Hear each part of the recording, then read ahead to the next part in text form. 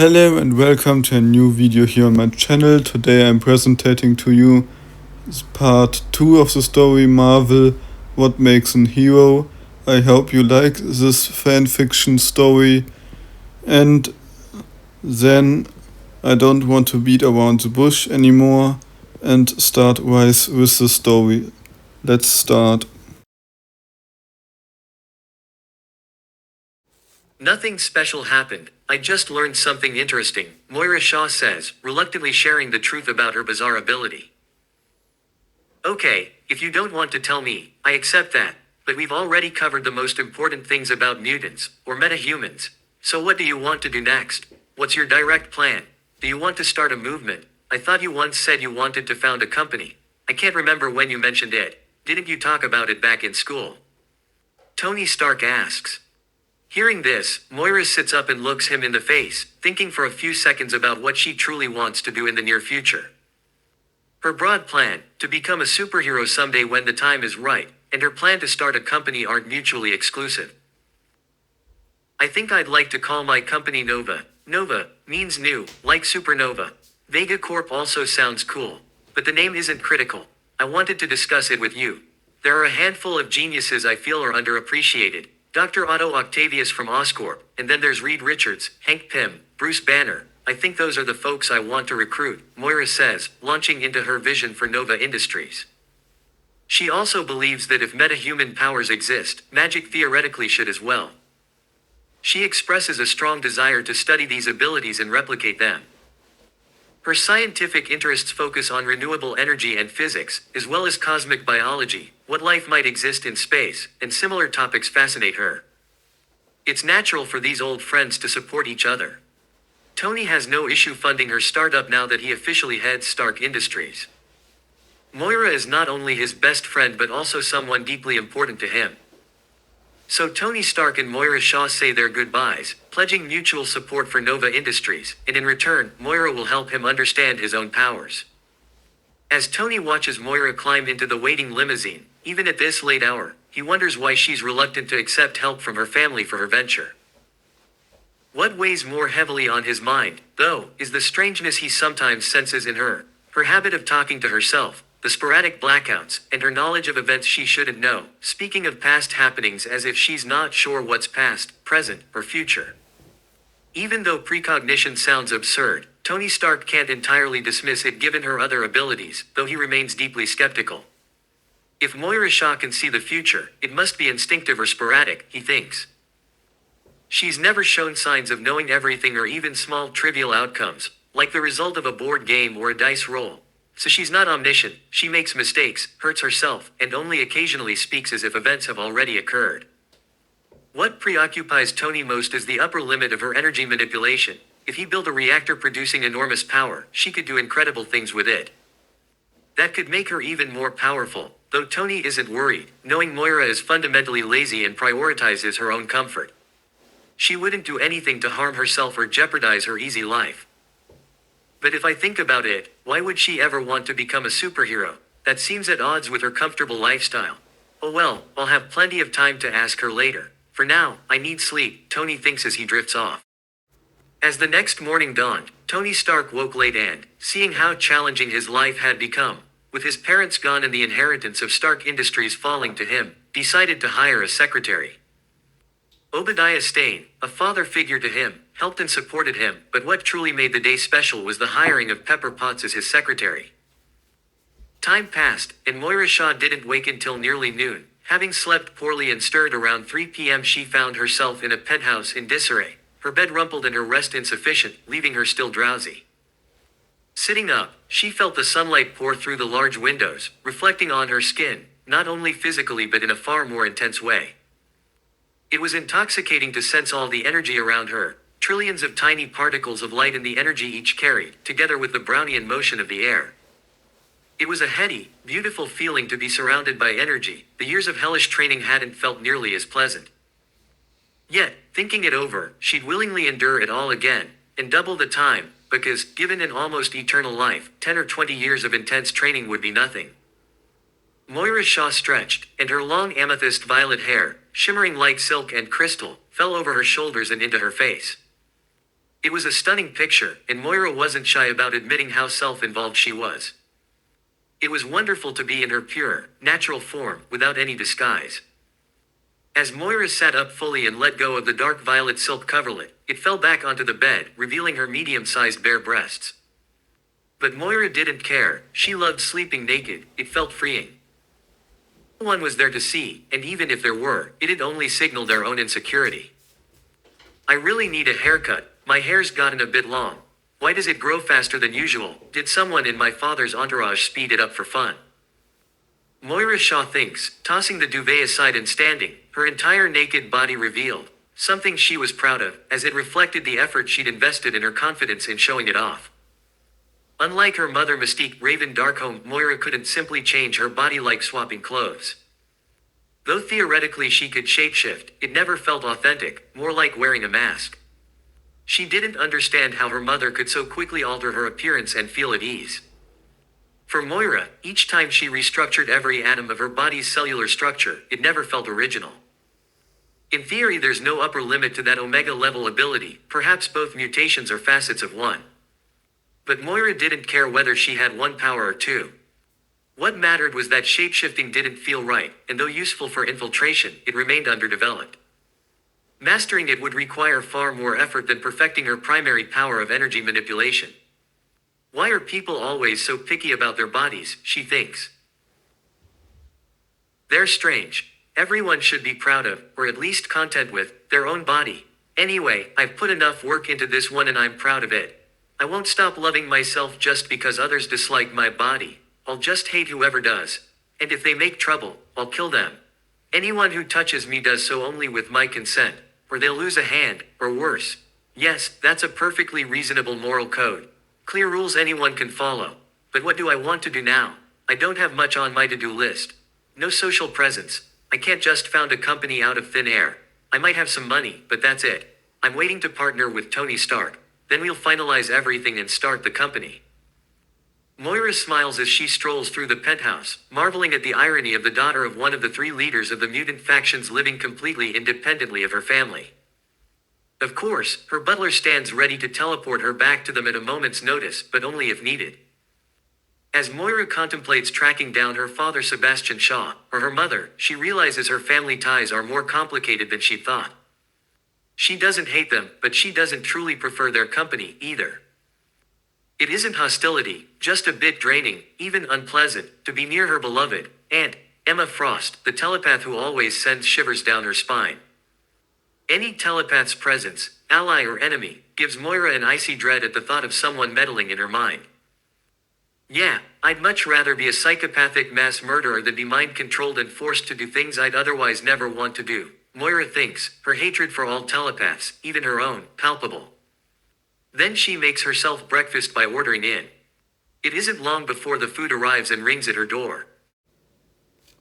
As Moira Shaw walked to the door, she suddenly realized halfway there that she was still completely naked, her entire beautiful body fully exposed.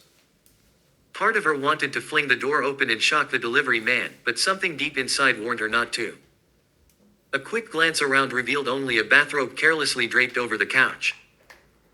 Okay, that's really weird. Why this premonition that I should dress? Of course I could ignore it, but I shouldn't, Moira thinks, quickly donning the robe and tying the belt, though it still leaves a large window at her chest. She tightens the robe and approaches the door so nothing of her body is visible, although she personally wouldn't mind being seen stark naked. I could open the door as a man, that might help hide my identity, but my shape-shifting finesse is only mediocre. Whatever, I'll just turn myself into a man, she thinks, reaching for the handle, and the world around her freezes. In the shortest possible instant, cell after cell in her body is pulverized on a subatomic level into electrons, neutrons, and protons, then reassembled. Ambient atoms likewise shred and reform into a new body with new DNA.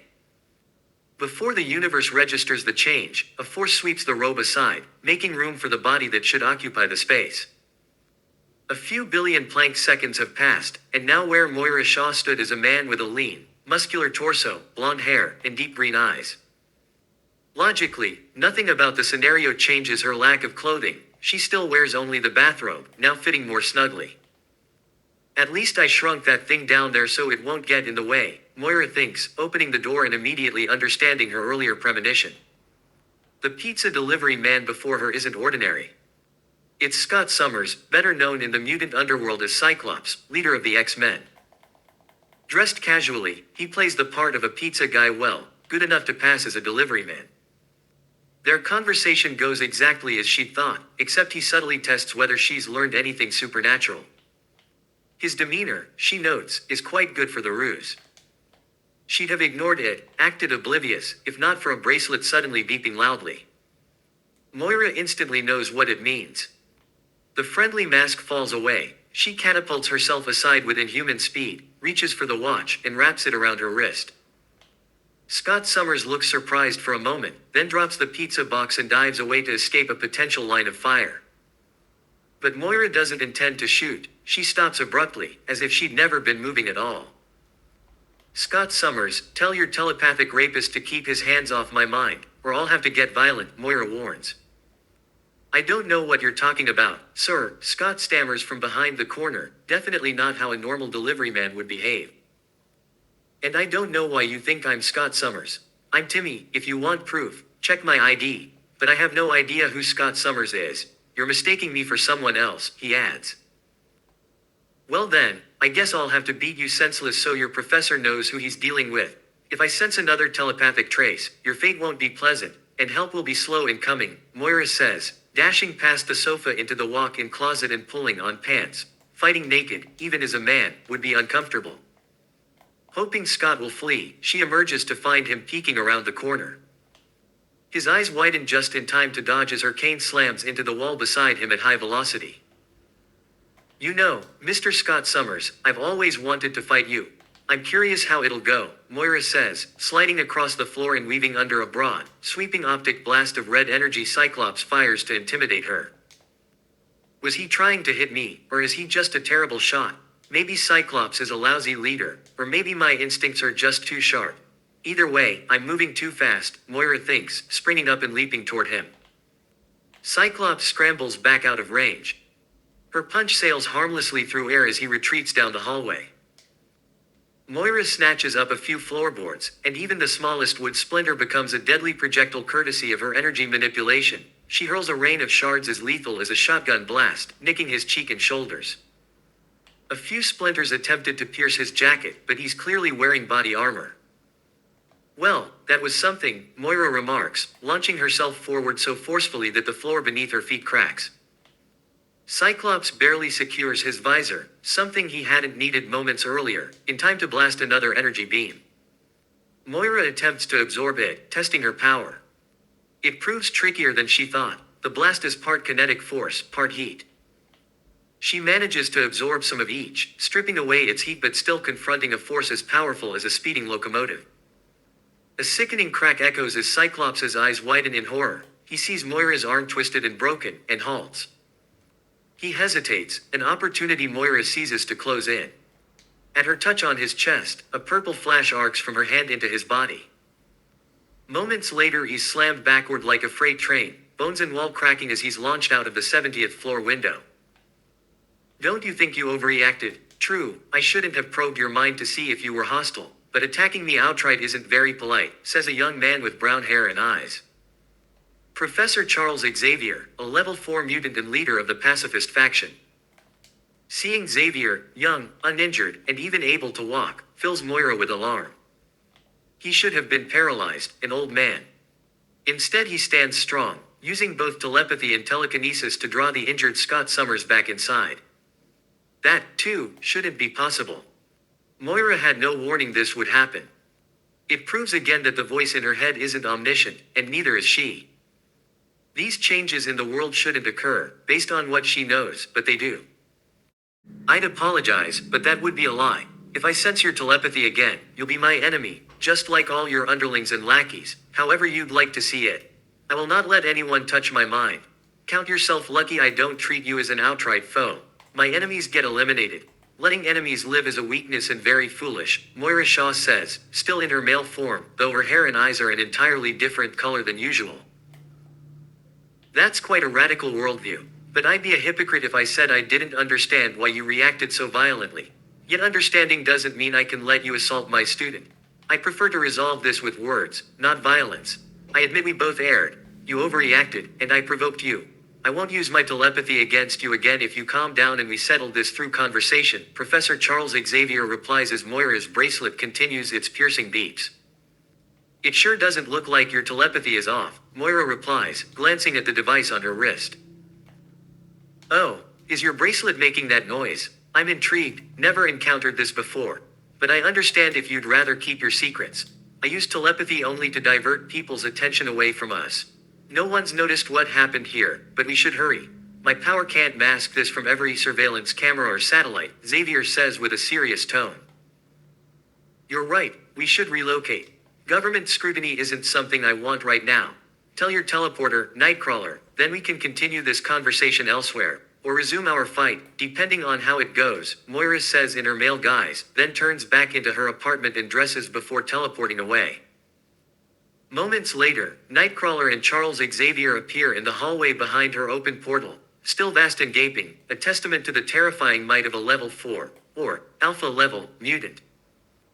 Whether you call him a level 4 meta being or an alpha level mutant, it's the same. His power now easily manipulates the collective consciousness of an entire city so no one notices the racket they just caused. No one films the hole in the skyscraper, although it happened right before them, no one seemed aware. But something else catches Moira's eye. Nightcrawler. Kurt Wagner bears an uncanny resemblance to her own family's teleporter, Azazel. Only Azazel's skin is red where Kurt's is blue. Okay, you can teleport us now. I assume the others have already departed, Moira says, cradling her twisted, seemingly multiple broken arm. But her lack of hindrance shows her immense pain tolerance. Damn it, Moira mutters under her breath as her arm suddenly disintegrates into innumerable gray-black motes, an indistinct cloud of particles, then, in the blink of an eye, reforms almost exactly as before, albeit slightly less injured. Focusing on the arm's healthy structure, veins, arteries, bones. Moira roughly realigns her limb. She concentrates on the basic bone framework and coarsely nudges the flesh cells into roughly correct positions so they won't cause too much trouble in the near future. It's frighteningly complex, any tiny misstep could spawn new complications. If things worsened, she'd have to see one of the few mutant healers. Healing powers are extremely rare even among metahumans. Luckily, there are about 3 known mutant healers, 2 neutral, none aligned with the 3 major underworld factions. Interesting, you also have self-healing powers, Xavier says. I take it you won't explain how your abilities work, understandable, given my error in judgment earlier. I only wanted to ensure you weren't hostile or a spy for another faction. Moira Shaw ignores Professor Xavier's apology. Unsurprised, she feels Nightcrawler's hand lightly touch her shoulder, and the world blurs as they teleport again, just like Azazel's teleportation. It's uncanny how parallel their appearances and powers are. Moira strongly suspects a familial link, though she knows Azazel had only one child. This may stem from a previous affair. When Professor Xavier materializes a few meters away in a swirl of black-blue mist, Moira notes that the 4 in level 5, an Omega-level mutant, stands coolly calm, despite the trap he might have walked into. I'd like to know why you're so calm, and what your name is. I didn't expect you in the penthouse. I thought that mutant would be someone else, Xavier says. But Moira still doesn't answer. Her gaze drifts across the empty forest clearing where they stand. Sunlight filters through the leaves in a beautiful display, birds chirp, and unseen flowers scent the air, a stunning woodland scene. A chill overcomes Xavier as the stranger's eyes linger just a moment too long on the jet parked in camouflage. I thought you wanted to recruit me, but rounding up the entire X-Men is hardly the best recruitment strategy to prove you're not leading me into an ambush. I already distrust telepaths, and staging an ambush doesn't help. In the future, if you want to speak with me, come alone or at least bring fewer alpha-level beings. Hauling half the meta-world underworld isn't a great trust-building move. Trust is hard to earn and easy to lose, and right now, you have none from me. And a note on terminology, if you plan to reveal mutants' existence, call them meta-humans or meta-beings, not mutants. It's only a matter of time before your outdated branding backfires. And sometimes you must deter with force rather than diplomacy alone, Moira Shaw says. How can you see that? Charles asks, realizing that the mutant before him must truly be an Omega-level mutant. You know what? I don't think this is going to be one of those cliché scenes where I explain all my powers, who I am, where I come from, and what my ideals are. That would be idiotic. I don't understand why people always expect me to do that. I get why you want more information about me. I'm not stupid, and I understand you see me as an unknown threat to the mutant underworld's secrecy. But I prefer the term, meta being, to mutant. And rest assured, I won't do anything that endangers my own life. I understand why you'd be paranoid if someone could theoretically destroy the planet. But I have to live on this planet, too. It'd be hard to destroy it when I want to live here. I also get the fear you'd want to seize world domination. That's a stressor. That's something I'd only consider centuries from now, if ever. And besides, this isn't one of those countless stories. This isn't a superhero movie where the villains only seek global conquest. You should understand, Charles Xavier, good and evil are variables, in the eye of the beholder.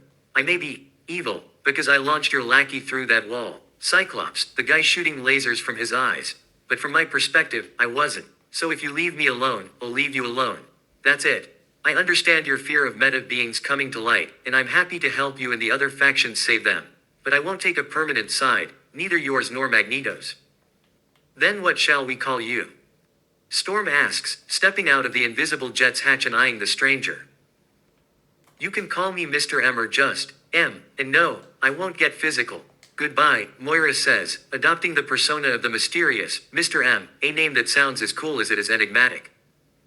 Silence falls as Moira touches her forehead, revealing a crescent-shaped symbol that glows briefly in violet light. In an effect much like Nightcrawler's or Azazel's teleportation, she becomes enveloped in swirling black-violet mist. In the next instant, the mist collapses into itself, forming an X-shaped cross that slowly rotates, depending on the viewer's perspective. The interior of the cross gleams violet while its edges fade to black, then it dissolves again into black-violet fog. Moments later it contracts until it vanishes entirely. Until next time. Great, either our Omega-level mutant has multiple mutations, or we've just provoked a faction we can't identify, Kurt says. I'm guessing that if it isn't one of the three main factions, it must be some unknown smaller group. The odds are low that a minor faction would have a teleporter, unless it's one of the big three, in which case it has to be the neutral faction, since the right-wing Brotherhood of Mutants doesn't, as far as I know, have a teleporter, Storm says, raising an eyebrow. But if it's the neutral faction, since when have they had such a monstrous level 5 mutant? I mean, that would upset the balance. And why haven't they used their powers before now? And did you see that symbol on his forehead when he vanished? That must have something to do with teleportation, Kurt says, and the others strain to listen. Storm nods in agreement. Something about this mutant feels off, beyond just his behavior. The X-Men quickly notice another anomaly. Professor Charles Xavier stands unusually still, seeming unaware of what's being said around him. Hey Professor, are you okay? You look like you've seen a ghost, Scott Summers says, puzzled as he watches his mentor. It's nothing. We should head back, Charles replies, carefully regaining his composure. But inside he's in turmoil. Whatever he expected, it wasn't the sensation that his telepathy simply wouldn't work. His empathy, every ability tied to influencing brainwaves, had failed. He couldn't read their thoughts, not because they were immune, he suspected, but because the bracelet emitted a jamming frequency.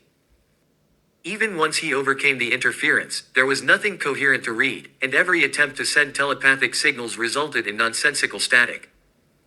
It's not just his confidence or the paranoia he radiates toward telepaths that scares me, Charles thinks. How could someone so young invent something so perfect at blocking telepathy? As the X-Men puzzle over who, or what, Mr. M might be, Moira Shaw finds herself back at her family home, a place she'd hoped to avoid. The old, almost antique manor is lavishly decorated, its atmosphere as oppressive as ever. What happened, daughter? Why did you trigger the emergency teleport? Asks Sebastian Shaw, the Black King of the Hellfire Club and leader of the neutral faction. Silence falls as Moira considers how the third mutant faction is perhaps the greatest anomaly in their world, one that shouldn't even exist. It's a prime example that the voice in her head isn't omniscient, even it knows this shouldn't have happened. Third faction should never have survived. Sebastian Shaw, the Hellfire Club's Black King, should have been defeated by Magneto and Xavier in a conflict that apparently never occurred, or unfolded so differently that it left no mark on history. There are no records of a clash among the three major factions, suggesting it either never happened or was too minor to warrant mention. The third possibility, universal reality manipulation, seems absurd. Ouch, that hurts, says a mutant healer as he resets the injuries in her arm. As for that emergency teleport, well, I wanted to look cool while escaping. Also, I didn't want Xavier's pacifist trainees to know who I am. So I had to vanish quickly, and I refused to fly out by energy manipulation. If they saw my full range of powers, they'd know I'm related to you. Looking back, it was probably just vanity. I wanted to look cool and keep my connection to Stark private, Moira explains, suppressing pain as her muscles shift, blood vessels reform, and damaged tissues knit together. That was reckless. You, my dear daughter, are our greatest secret weapon. You're a level 5 mutant. If people discover how limited your ability really is, they'll exploit your weaknesses. I worry about you and don't want you exposed to the public. I still think your plan to become a superhero is foolish, but fine. And you shouldn't have confronted Xavier in the first place. Until you thoroughly understand others' strengths and energies, you're useless. Present you with unfamiliar energy, and all your training and strategies, and your so-called limitless technique, named after that character in the Jujutsu Kaisen manga, will be for nothing, says Sebastian Shaw, concerned as any father would be. My version of that technique only works if I fully understand the energy I absorb. But without encountering new energies, I'll never become a god, Moira replies. My dear, you really shouldn't be so masochistic. If you want sex, I have no problem with what turns you on. But not during a fight. Your arm was broken, says Raven Shaw, reclining on the sofa in minimal clothing. Her blue skin and red hair are familiar, as are her solid yellow-orange eyes and the thin loincloth at her waist. For Moira and her mother, two shapeshifters, wearing no clothes or almost none isn't the same as for ordinary people. For them, clothing is just another form to change at will, and since Mystique can reproduce any outfit with her power, she's technically always naked 90% of the time. Clothes become part of her skin. That has a downside. In cold climates, she freezes despite appearing warmly dressed. As Moira reflects, she realizes her mother's perfect genetic mimicry holds even greater potential. Genetics underpin the X gene. If Mystique could fully control her genetics and combine others' X genes, she'd be the most dangerous person alive, capable of copying multiple X genes and effectively becoming a god beyond all Omega mutants. That might be theoretically possible, if not for the odd duality between her shapeshifting and the X gene. Mystique replicates genetics but not always powers, suggesting it's far more complex than X gene equals superpower. Why are you staring? Hopefully you're not interested in your mother's evolution at this level. Raven teases. No, you perverted old woman. I have no interest in you sexually. If I want sex, it's with people who can't shapeshift. But your genetic mimicry could theoretically make you a real god. On the other hand, the X gene itself may not directly grant powers. If you mimic Xavier's form, you have his X gene but not his abilities. That means the X gene correlates with powers but isn't solely responsible. You could turn cells into various mutants but not become a god. Maybe your power has deeper potential, or you could someday become a true god, if you unlock the right combination. Either way, let me know if you ever manage to mimic others' powers alongside their genetics, Moira says. Sebastian Shaw can't help but grin as he observes his daughter and wife's banter. Obviously neither takes these erotic jabs seriously. Though their sex lives may be wilder than average, he isn't concerned. More mutant births would be positive. He doubts they'd accidentally get pregnant anyway, they could, especially as men. Not that he cares about his daughter and wife's private lives. I don't think Xavier's school for gifted youngsters poses an immediate threat or will realize we back Moira. After all, I teleported her, not Azazel. If he'd done it, they might connect the dots. They know Azazel's tied to the neutral faction, but they shouldn't know about me, says Ika Shaw, his purple eyes glinting beneath long dark hair that falls over his face. His build looks part male, part female, but no one would bat an eye. They've seen stranger powers. You're right, Ika. I doubt Professor X could link your teleportation to us. No one in the other two factions knows we have two teleporters, Azazel says, patting his child's shoulder. Don't you want to tell us something, Moira? I get the feeling something's on your mind, says Emma Frost, or, as Moira often calls her, just like she does with Azazel, even though they aren't truly related, and Emma Frost or Uncle Azazel. But when Moira fully registers what she's said, she can't help but flinch slightly, reminded of Emma's telepathic abilities. No, it's nothing important, nothing worth saying. We can talk about it another time, Moira Shaw replies, trying to steer the conversation elsewhere. Yet Emma Frost, even without obviously using her telepathy, seems to sense that Moira is holding something back. As Moira shifts uncomfortably under her aunt's gaze, her father, Sebastian Shaw, notices too. He studies her, his eyes sharp enough to almost pierce through her. A heavy silence fills the room as Moira wrestles with whether or not to say it. The tension builds until she can't take it anymore. Fine, alright, I'll tell you. My friend Tony Stark, after we helped him discover that his parents didn't die in an accident but were murdered, showed me that he's a meta-human like us, she says, doing her best to make it sound simple and unremarkable, as if it were nothing special. But her attempt at downplaying it doesn't seem to convince anyone. You're leaving something out. And stop lying, you're terrible at it, especially with us, Emma Frost says, one eyebrow raised and her head tilted slightly, as though that angle might help her better understand why Moira doesn't want to reveal the whole truth. The room falls silent again, and Moira knows she won't be able to dodge this without facing trouble sooner or later. She can already see it coming, house arrest, or endless training sessions as punishment. But she also knows there's no way out. And I told Tony Stark, since he's a level 3 metahuman with telekinetic powers, all about the 3 underground metahuman factions. I told him about the neutral faction, about Charles Xavier, Magneto. Well, and he doesn't know that I could be the future leader of that faction. He also doesn't know I'm related to you people here. He doesn't even know what powers the different factions have aside from their leaders. And I didn't tell him about the powers of the leader, like you, father. Tony Stark doesn't know you can manipulate energy, or about the other abilities we have here. I showed him a bit of my own powers, but nothing big, just small stuff. Moira Shaw finishes and waits for her parents to get angry. But instead of outrage, her mother and father simply grow serious. Mystique, also known as Raven Shaw, sits up, her bare breast shifting slightly with the movement. A few seconds later, her skin ripples, blurs, and folds over itself like scales flipping, until she's wearing clothes and appears fully human again. Of course, it's still technically nudity, since her clothing is part of her body and must feel to her the same as being naked. Moira, however, is personally grateful her own version of this ability doesn't work like that. It means she needs an actual wardrobe, but she can't imagine walking around completely naked all the time just because her powers would allow it. Following this train of thought, Moira realizes her mother must have some form of reality manipulation, or at least an extremely high regenerative factor, since she can strip off her clothes and then shapeshift again to recreate them, as if she were regrowing entire limbs in seconds. So either my mother's ability allows her to turn her outer skin layers into clothes, or she somehow manipulates reality so she's always wearing something, though in truth it's biomaterial serving different functions while still attached to her body. I really need to figure out why her clothes stay put when she can grow them at will. Okay, maybe her regeneration is focused on her clothes rather than her body, because her normal wounds don't heal as fast as they should. Or maybe she just uses her powers stupidly. Maybe she's always had strong regeneration but never figured out how to use it on purpose, Moira Shaw thinks, noting the logical flaws in her mother's ability.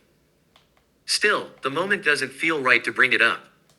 It would be hilarious, though, if she could somehow get her mother to apply that regeneration to herself instead of just her clothes. But you told someone from the arms industry that metahumans exist, and because he himself is a metahuman, and Tony Stark, a genius like you, now has telekinetic powers and knows about your abilities. I don't need to tell you again that this is a definite information risk. I hope you understand this could blow up in our faces. Now that you're an adult and can make your own decisions, I only ask that you be careful, because I don't need to repeat for the 10,000th time that although you are an Omega-level metahuman, you are not a god, and your weaknesses are known to us. It may be that no army can easily kill you, but even you need sleep. You can't control energies you don't understand. So regarding Tony, I trust you and I won't punish you for this, but when it comes to your powers there is room for improvement. That's why you will come with me today, Sebastian Shaw says, his eyes narrowing with determination. What exactly do you want to do with me? Moira asks. Nothing terrible. Just a small test. I hope you can control radioactivity. After all, you've had enough time to prepare yourself. This is very important for your development, Sebastian answers, his expression making it hard for Moira to tell whether he enjoys putting her through the training or whether it's only paternal concern.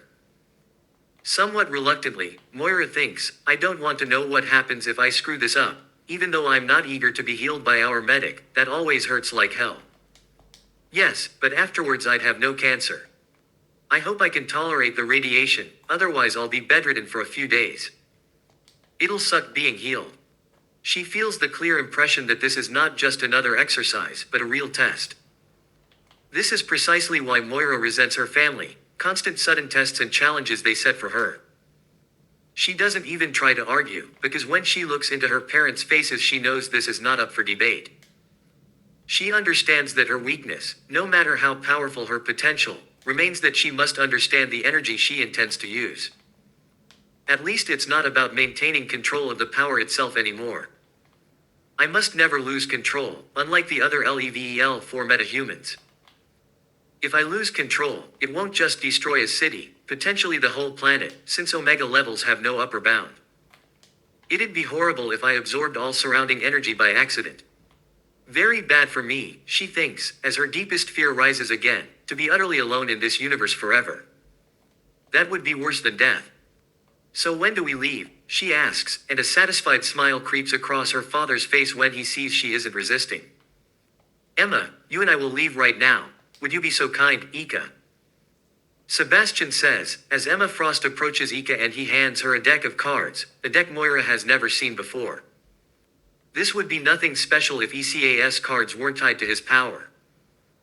Because there's no strict limit on the number or size of marks he can create, it's possible to place markings on these cards and hide them, and then teleport to those marks. These cards are special, only for you and the closest family. You'll get some too, sister. I recently learned how to semi-automate my power. These cards are convenient for summoning someone from our family. Alternatively, they can teleport you to marked locations. Look them over and you'll understand how to use them, Ika says vaguely. Moira watches as Emma takes a few cards and distributes them to the people in the room.